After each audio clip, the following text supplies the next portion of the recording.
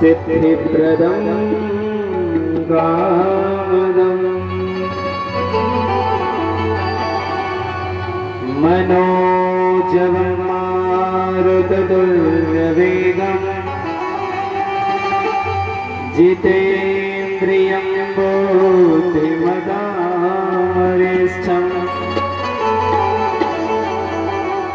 वातात्मजं वानरयोतमोख्यम्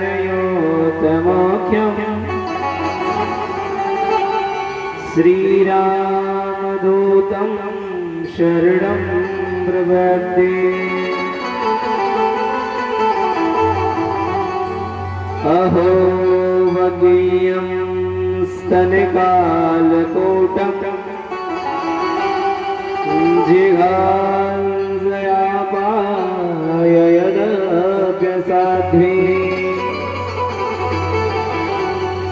लेभे गतिं धात्रयोचितां ततोऽन्यम् कं वा दयालुं शरणं व्रजेम। प्रेम से बोले वृंदावन बिहारी लाल की जय, श्री राधा रानी सरकार की जय, हनुमान जी महाराज की जय।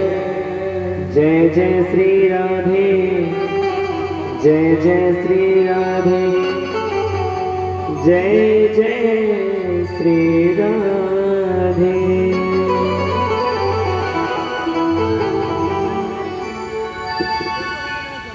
दीन वत्सल प्रभु श्री हरि की कृपा से हम आप सब आपके गांव में चल रहे मारुति नंदन महायज्ञ के साथ श्रीमद् भागवत कथांतर्गत प्रवचन को आज पिछले चतुर्थ दिवस से श्रवण कर रहे हैं। कथा का आज पंचम दिवस है। कल आप सबने बड़े उत्साह के साथ, बड़े प्रेम के साथ, प्रसन्नता के साथ हमारे बाल कृष्ण के जन्मोत्सव का आनंद लिया। हमारे कन्हैया का जन्मोत्सव मनाया गया।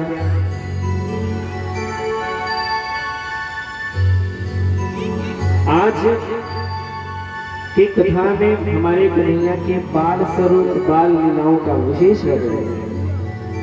और आज की कथा तो रस ही रस है।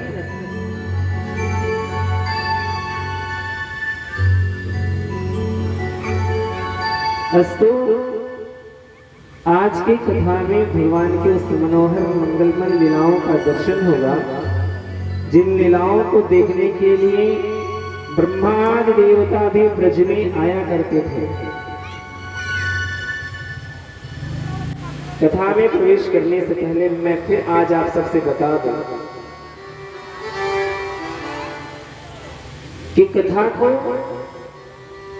मनोरंजन का साधन नहीं समझना चाहिए। और कथा यदि सुनने आए तो कुछ ऐसा ज्ञान लेकर जाए कि वो आपके जीवन में परिवर्तन का कारण हो।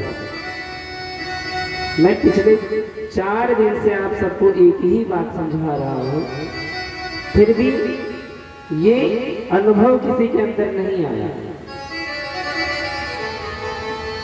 मैं रोज एक बात समझाता हूं,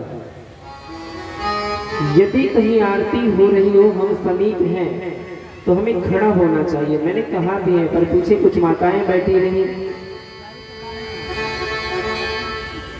तो जब हम ज्ञान को आत्मसात नहीं करेंगे, जीवन में नहीं उतारेंगे, तो किसी यज्ञ का कोई अर्थ नहीं और किसी की कथा करने का कोई अर्थ नहीं। मैं क्या स्वयं बृहस्पति भी आप सबको कथा सुनाए और आप सब सुनकर उसे अपने जीवन में नहीं उतारे तो इसका कोई लाभ होने वाला नहीं है।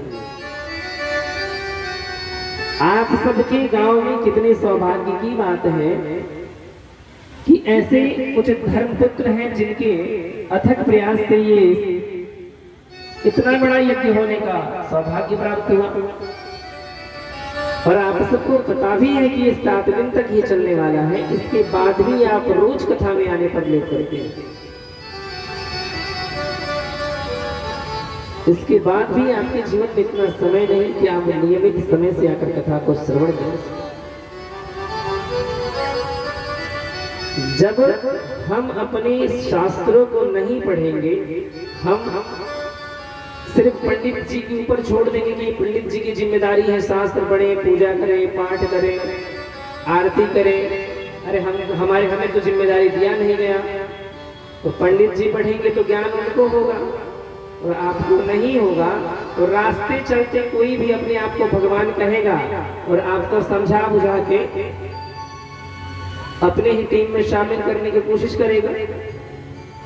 और यदि आप अपने शास्त्रों का अध्ययन ठीक ठीक से किए हैं तो जो आपको बहलाने फुसलाने का काम करेगा उसको आप संतोषजनक उत्तर दे सकते हैं। आपके पास ज्ञान होगा तब तो आप करेंगे। तो हम ही मूर्खाधिराज हैं और हमारे देवी देवताओं पर टीका टिप्पणी करने वाले पूरा समाज है। हमारे आपके सनातन धर्म, शाश्वत धर्म, जिसका आज तक ऐसे धर्म का कोई ऐसा शाश्वत जिसे आज तक मिटाया नहीं जा सका। हालांकि मिटाने के बहुत सारे प्रयास हैं, पर शाश्वत का अर्थ ही है कि हर स्थिति में वो अपने अस्तित्व पर रहे। और इसके प्रमाण ये है, हमारे आपके सामने हमारे धर्म का मजाक बनाया जाता है और आप हंसते हैं। इसलिए हंसते हैं कि हमें ज्ञान नहीं है। जब हमें ज्ञान होता तब तो हम उत्तर देते हैं। आपके इष्ट पर, आपके आराध्य पर, आपके भगवान पर लोग लांछन लगाते हैं, टीका टिप्पणी करते हैं। आप सब जानते हैं। विगत कुछ वर्षों में कुछ ऐसी फिल्में बनी हैं जो सनातन धर्म को निशाने में रखकर बनाया गया, जिसमें दो प्रमुख फिल्में रही, पीके और ओ माय गॉड।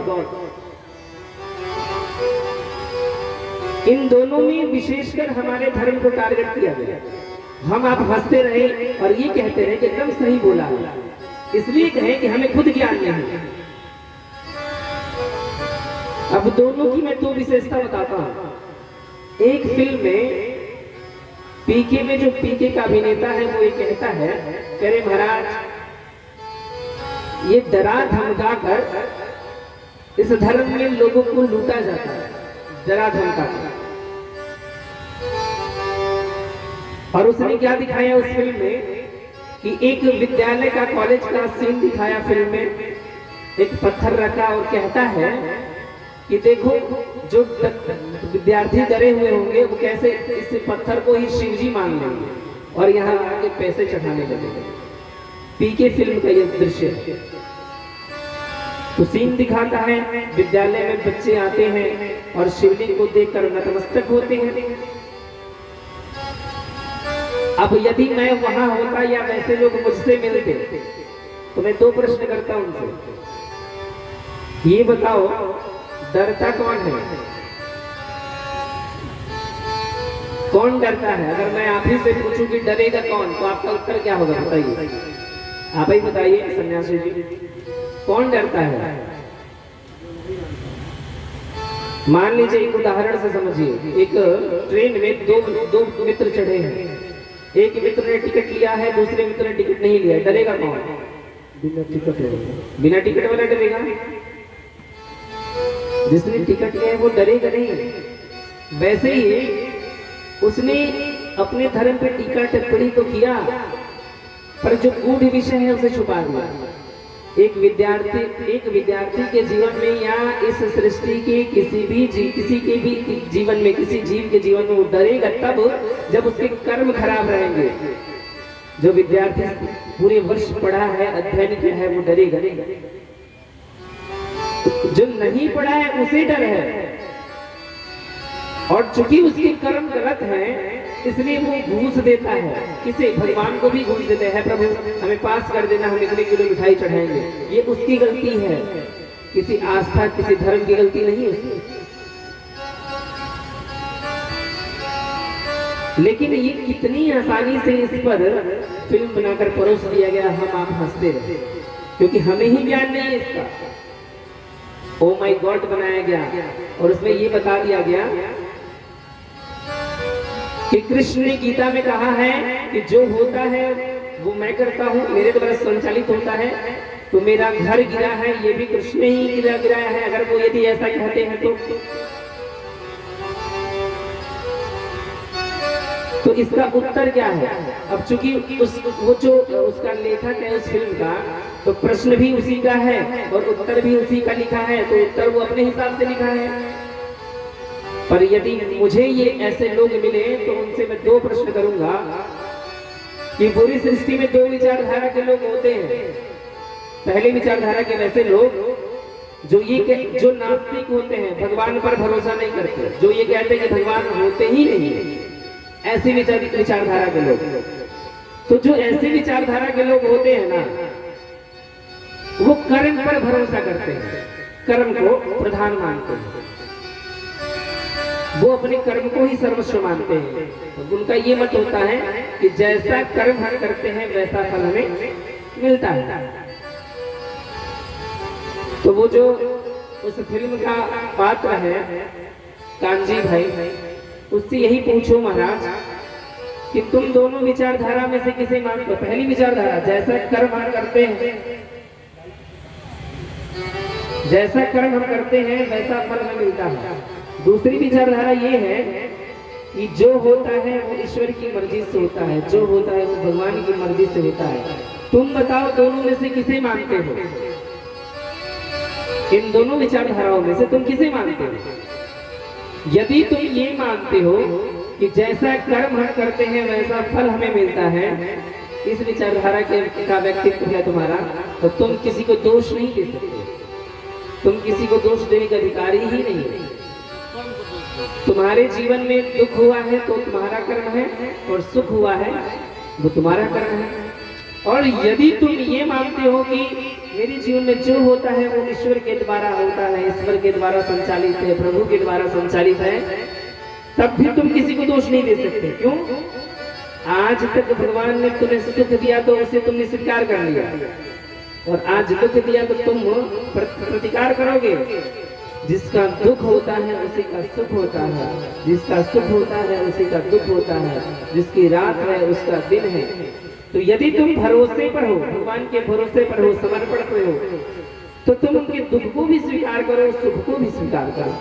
और यदि अपने कर्म पर हो तो अपने जीवन में आने वाले दुख सुख में अपने कर्मों की गलतियों को ढूंढो। पर नहीं, हमें ज्ञान ही नहीं है। हमारे धर्म पर, हमारे कृष्ण पर, हमारे राम पर कोई टिक्का टिप्पणी करके चला जाए, हमें क्या फर्क पड़ता है महाराज? हम अच्छी नौकरी करते हैं, अच्छा पैसा कमाते हैं, अच्छा धन कमाते हैं, घर बनाते हैं, हम तो इसी में खुश हैं। हमें अपने धर्म से क्या मतलब है? हमने अपने धर्म की जिम्मेदारी गांव के पंडित जी को तो दे दिया है।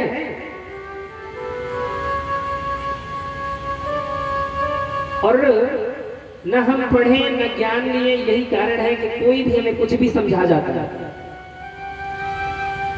कोई अपने आप को भगवान कहने लगता है,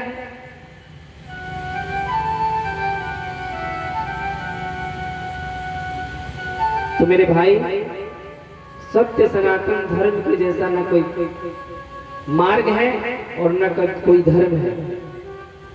ये वो धर्म है जो कहता है कि सर्वे भवन्तु सुखिनः सर्वे सन्तु निरामयाः। हम वसुधैव कुटुम्बकम् में विश्वास रखते हैं, हम पूरे विश्व को परिवार मानने वाले हैं। हम कोई आरती करते हैं तो उसमें कहते हैं कि विश्व का कल्याण है। हमने कभी नहीं कहा कि सिर्फ हमारा कल्याण है। कौन होगा ऐसा जो अपने अनुष्ठान में, अपने धर्म में विश्व का कल्याण चाहता हो, विश्व की शांति चाहता हो? हम अपने शत्रु को भी शत्रुओं की खुशी चाहते हैं। ऐसा उदार, ऐसा प्रेम बांटने वाला कोई पंथ नहीं, कोई समाज नहीं, कोई धर्म नहीं। इतने पवित्र धर्म के हम वंशज होकर हम सिर्फ अपने धर्म से कटकर, अपनी संस्कृति से कटकर हम अपना अस्तित्व खो बैठे। पिछले 5 दिन से एक ही बात समझा रहे हैं, आप लोग नहीं समझ पा रहे। तो ये एक मेरे समझा लेने से न समाज बदलेगा न आप बदलेंगे। छोटी छोटी चीजें आपको ज्ञान होनी चाहिए। ऐसा तो नहीं है कि अगर आरती गा रहे हैं तो सिर्फ हमारे प्रभु हैं। अरे आपकी भी, आप कहीं बैठे हैं तो ये आपके हृदय में ये भाव उत्पन्न होना चाहिए, आप जहां बैठे हैं वहां खड़े हो जाए। और 3-4 दिन से मैं यही समझा। तो जिसको ऐसा लगता है कि ब्रह्म को हमने जान लिया है, ईश्वर को हमने जान लिया है, तो भैया 1-2 बार हमसे भी सत्संग कर लीजिए। और मैं कहता हूं कि 10 लोग के बीच में सत्संग हो जाए और यदि मैं हार जाऊंगा तो मैं उस दिन से भागवत कथा करना छोड़ दूंगा, और यदि आप हार जाएंगे तो उस दिन से मेरी तिलक ले लेना और हम मेरी तुलसी की माला ले लेना, उस दिन से राधे कृष्ण का जप करना। ये प्रस्ताव स्वीकार हो तो ब्रह्म को जानने वाले भाई साहब आए, कल दोपहर में बैठ के बात किया जाए, सत्संग किया जाए, भगवान का नाम जपा जाए। अरे जिसे ज्ञान नहीं उसे समझाने से वो कुछ भी समझ, अगर मैं कहूंगा तुम्हें पता ही नहीं है दिशा क्या होता है, तो मैं कहूंगा ये पूरा भी तुम इसे पूरब कहोगे, मैं कहूंगा ये पूरा भी तुम इसे पूरब कहोगे। पर यदि इनको पता है कि भाई पूरब यही है, तो मेरे बार बार इसे पूरब कहने पर इसे पूरब नहीं कहेंगे। इसलिए मेरे सनातन प्रेमियों, सनातन धर्मियों, किसी की बात में, किसी के बहकावे में आने की जरूरत नहीं है।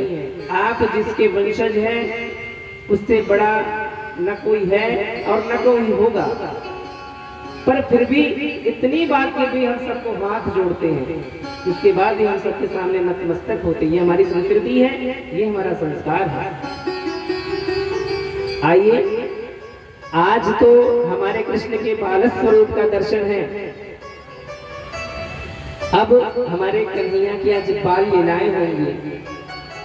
अब कथा में प्रवेश करने से पहले हम नित्य की भांति आज अपने हरि के, श्री हरि के मधुर नाम संकीर्तन को करते हुए कथा में प्रवेश करें। बड़े प्रेम के साथ जो माताएं बैठी हैं, जो भक्त बैठे हैं, कीर्तन ध्वनि करते हुए अपने जीवन के इस समय को सार्थक बनाते हुए बड़े प्रेम के साथ भगवान के मधुर मंगलमय नामों का संकीर्तन करें। तत्पश्चात हम आप सब आज की कथा में प्रवेश करें। कृष्ण गोविंद गोविंद गोपाल नंदलाल, श्यामा गोविंद गोविंद जय गोपाल नंदलाल। कृष्ण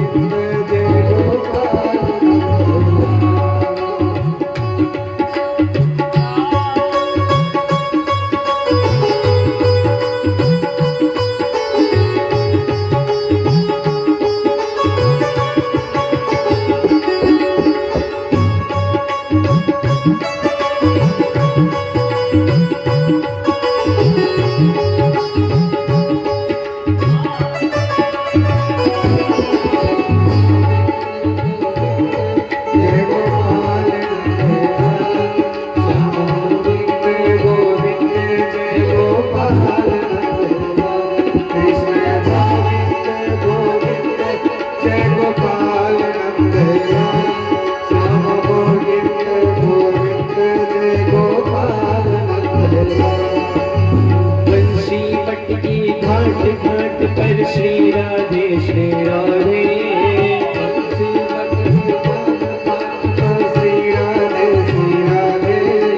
बंशी बटकी घाट घाट पर श्री राधे श्री राधे।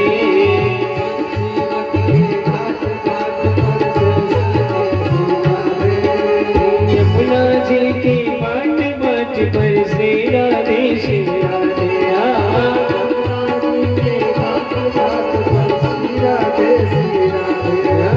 यमुना जी की बाट बाट पर श्री राधे श्री राधे।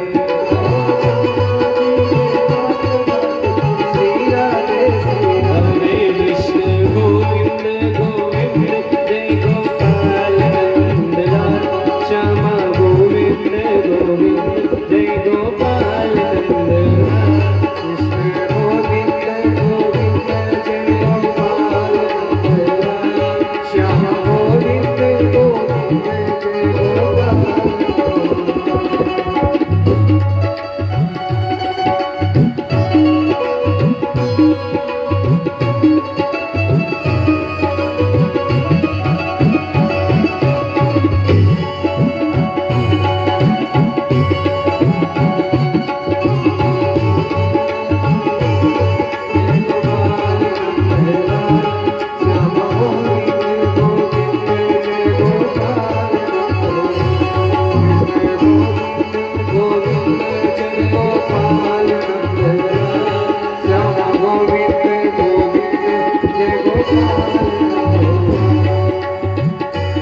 मेरू राधा रमण गिरधारी गिरधारी श्याम मनवारी।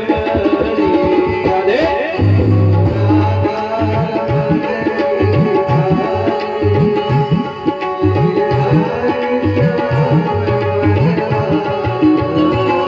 मेरू राधा रमण गिरधारी गिरधारी श्याम मनवारी।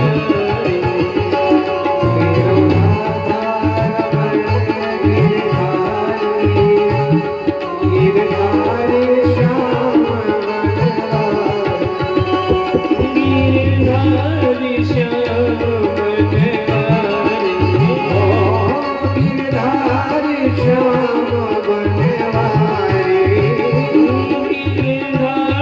श्याम मनवारी। गिरधारी श्याम मनवारी। मेरू राधा रमण गिरधारी गिरधारी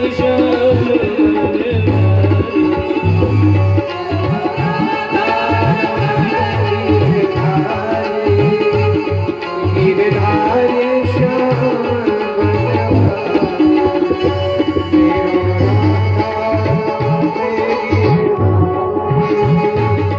गिरधारी श्याम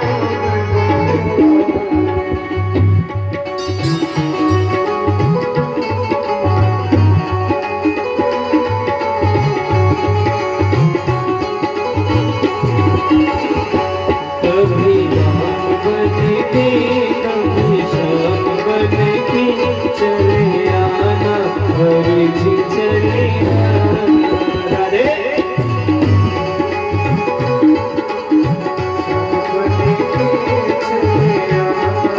प्रभु जी चले मेरो राधा गिरधारी श्याम मनवारी। मेरो राधा गिरधारी गिरधारी श्याम मनवारी। तूने पल में है गणिका को तारा